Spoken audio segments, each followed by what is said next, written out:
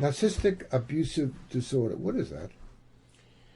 When you have a person, it's been a person who's parenting a child, and there's been discussion whether you call it parent alienation syndrome or is it just narcissistic abusive parent. You have a parent who only sees things through their own eyes. They have no empathy.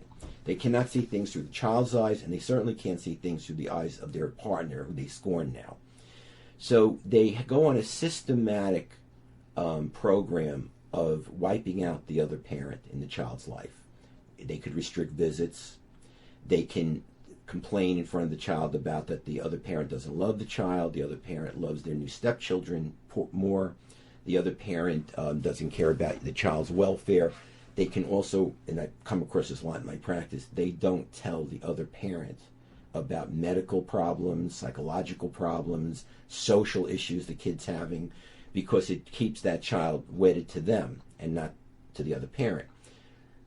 There are laws now that have come on the books where, as we know in custody arrangements, you're supposed to notify the other parent if you're the custodial parent of a So a narcissistic abusive parent will probably end up in divorce a lot quicker than one that isn't. Is that correct? I would agree with that. So, absolutely. So a lot of the parental alienation is the personality of one of the parents. It could be the mother or the father. Right. So that seems to be a big trigger.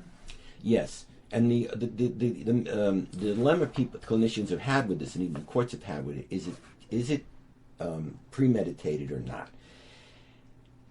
Parental alienation syndrome, which was created by Gardner, is the idea that a parent is consciously, deliberately trying to destroy the relationship between their child and their previous spouse.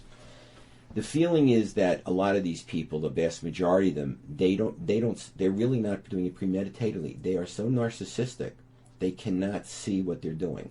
They think they're helping the child. They'll say to the child, well, let's not tell your father that you failed the test, because we know what he'll do. And they start putting these ideas in the child's head that this father is going to be a monster.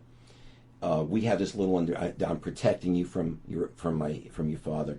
So, and I've run it, and I would say that that's a very clear thing. When I've talked to parents about what they're doing to their children, they see it as they're protecting the child, they're helping the child from this abuse. They look at the other parent as the abuser.